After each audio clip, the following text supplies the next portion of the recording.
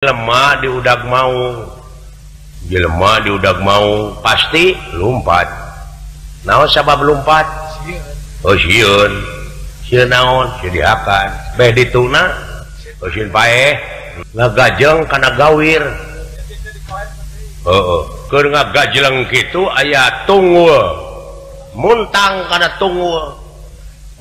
Si jelema teh, sedangkan dihanap buaya keur salangap bari lapar. Jelema diudag maung lumpat kana gawir muntang kana tunggul.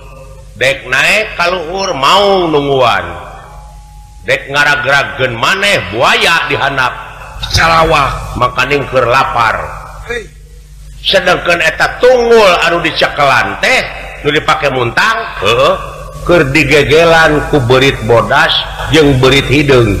Cing sok dek minta tulung ka saha? Jiar meneng-meneng Gusti petengatin nira. Ya petengatin ngas.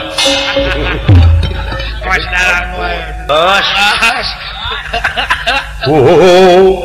Jadi kumaha mangikeun tarucing anu bieu aing bingung dah.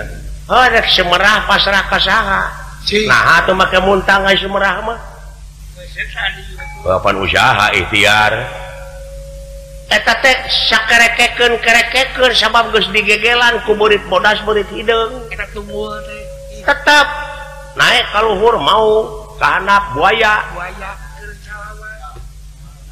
Kumaha ayeuna teh nu di alaman kurang. Sanajan bari kumaha oge tetep manusia bakal pinangi jeung pati.